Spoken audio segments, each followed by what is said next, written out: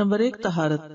اس میں کوئی شک نہیں کہ زیادہ افضل یہی ہے کہ انسان وضو کر لے، یعنی وضو سے ہو. لیکن اگر وضو نہیں تو سجدہ نہ چھوڑے، سجدہ کر لے. سجدہ تلاوت کے لیے طہارت کی شرط نہیں لگائی جائے گی، کیونکہ انسان جنابت کے علاوہ تمام حالات میں قرآن پڑھ سکتا ہے، اور اگر سجدہ کی آیت آ جائے تو وہ سجدہ کرے گا، خواہ وہ طہارت کی حالت میں ہو یا نہ ہو. قبلہ رخ ہونا ممکن ہو تو قبلہ رخ ہو جائے، لیکن اگر مشقت ہو، اس میں نہ ہو پائے، تو جدھر بھی رخ ہو سجدہ کر سکتا ہے انسان. لیکن مسنون طریقہ یہی ہے کہ اگر ممکن ہو تو سجدہ تلاوت کے لیے قبلہ رخ ہوا جائے. امام زہری کہتے ہیں کہ اگر تم حالت اقامت میں سجدہ کرو، یعنی گھر پہ ہو، مسجد میں ہو، تو قبلے کی طرف رخ کر کے کرو، اور اگر تم سوار ہو تو پھر جدھر تمہارا رخ ہو اس میں تم پر کوئی مواخذہ نہیں.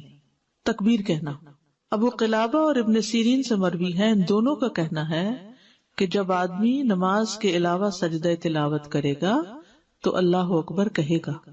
ٹھیک ہے، آپ قرآن پڑھ رہے ہیں، پڑھتے پڑھتے آیت سجدہ آ گئی تو آپ کیا کریں گے؟ اللہ اکبر کہہ کے سجدے میں جائیں گے. لیکن بعد میں سلام کی ضرورت نہیں. جب سجدے سے سر اٹھائیں گے تو سلام نہیں کریں گے، اور یہ ایک ہی سجدہ ہے، دو نہیں ہے. سجدہ سہو 2 سجدے ہیں، لیکن سجدہ تلاوت ایک سجدہ ہے. سجدہ تلاوت میں سلام کرنا مشروع نہیں. ابن تیمیہ کہتے ہیں سجدہ تلاوت اور سجدہ شکر کے بارے میں کسی ایک نے بھی نبی صلی اللہ علیہ وسلم یا صحابی سے یہ نقل نہیں کیا کہ ان میں سلام بھی ہوگا، اور نہ ہی صحابہ سلام پھیرتے تھے. ٹھیک، یہ ہے نماز کے باہر سجدہ تلاوت کا طریقہ.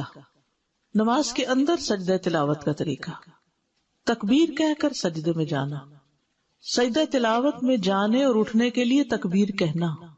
مثلا آپ نے سورت اذا السماء انشقت پڑھی ہے تو سجدے والی جگہ پہ پہنچ کے آپ اللہ اکبر کہہ کے سیدھے نیچے چلے جائیں گے. سجدے میں رکوع نہیں کریں گے، ڈائریکٹ سجدہ کریں گے. اور جب سجدہ کر لیں گے تو اٹھتے ہوئے پھر کیا کہیں گے؟ اللہ اکبر کہیں گے. اگر سورت کے آخر میں سجدہ ہو، مثلا کون سی سورت؟ سورت الق، تو پھر کیا کریں گے؟ اگر سورت کے آخر میں سجدہ ہو اور مزید تلاوت نہ کرنی ہو تو پہلے سجدے کے لیے تکبیر کہی جائے گی، سجدہ تلاوت ادا ہوگا، پھر تکبیر کہہ کر اٹھا جائے گا، اور کھڑے ہو کر رکوع کے لیے تکبیر کہہ کے رکوع پہ جایا جائے گا. یعنی یہ سجدہ الگ کیا جائے گا اور پھر کھڑے ہو کے رکوع کر کے دوبارہ پھر وہ سجدے اور آگے نماز کنٹینیو کی جائے گی. واضح؟ ابن عثیمین کہتے ہیں نماز میں سجدہ تلاوت بالکل اسی طرح ہے جیسے نماز میں عام سجدہ ہوتا ہے. کیسے ہے؟ جیسے عام سجدہ ہوتا ہے نماز کا، ویسے ہی سجدہ تلاوت ہے. نہیں سمجھ آئی؟ جیسے نماز کا سجدہ کرتے ہیں ویسے ہی سجدہ تلاوت ہوتا ہے. اب سمجھ آ گئی؟ اوکے. یعنی سجدہ تلاوت میں جانے اور اٹھنے کے لیے تکبیر کہے، اور اس میں کوئی فرق نہیں کہ سجدہ تلاوت قرات کی آخری آیت میں آیا ہو اور اس کے بعد سورت ختم ہو گئی ہو یا قرات کے درمیان میں آؤ. جب بھی وہ سجدے میں جائے گا تکبیر کہہ کے ہی جائے گا. پھر جب رکوع کرنے لگے تو اس وقت رکوع کے لیے تکبیر کہے. یہاں 2 تکبیرات مسلسل کہنے پر کوئی حرج نہیں، کیونکہ ہر تکبیر کا سبب الگ الگ ہے. واضح؟ سجدہ تلاوت کی مسنون دعائیں. حضرت عائشہ سے مروی ہے، وہ کہتی ہے کہ رسول اللہ صلی اللہ علیہ وسلم رات کو قرآن کے سجدوں میں سجدہ کرتے ہوئے یہ دعا تکرار سے پڑھا کرتے تھے. ایک دفعہ نہیں، کئی بار. سجد وجہی للذی خلقہ وشق سمعہ وبصرہ بحولہ وقوتہ. میرا چہرہ اس ذات کے لیے سجدہ ریز ہے جس نے اس کو پیدا کیا اور اپنی طاقت اور اپنی قوت سے اس کی سماعت اور اس کی بصارت بنائی. یعنی کان آنکھ اللہ نے اپنی قوت سے بنائے. ابو سعید خدری رضی اللہ عنہ سے مروی ہے کہ انہوں نے کہا میں نے خواب میں دیکھا گویا کہ میں درخت کے نیچے ہوں اور گویا کہ درخت سورت صاد پڑھ رہا ہے، یعنی اس سے آواز آ رہی تھی سورت صاد کی. پھر جب وہ آیت سجدہ پر آئے تو اس نے سجدہ کیا، درخت نے بھی، اور اپنے سجدے میں کہا اللہم اغفر لی بہا، اللہم حط انی بہا وزرا واحدث لی بہا شکرا وتقبلها منی کما تقبلت من عبدک داود سجدتہ. ٹھیک ہے، یہ تقبلتا ہے، اے اللہ اس سجدے کی وجہ سے مجھے بخش دے.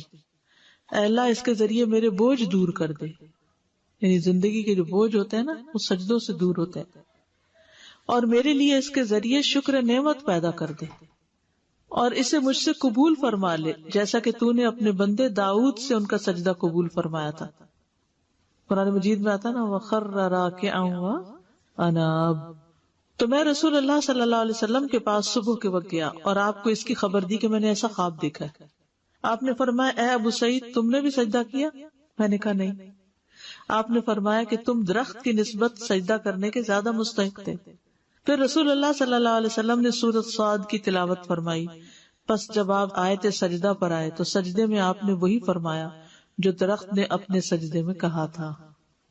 نماز کے سجدے والی دعائیں پڑھنا، اگر یہ اوپر والی 2 دعائیں یاد نہیں تو جو نماز میں سجدے میں پڑھتے ہیں سبحان ربی الاعلیٰ وہ بھی کافی ہے۔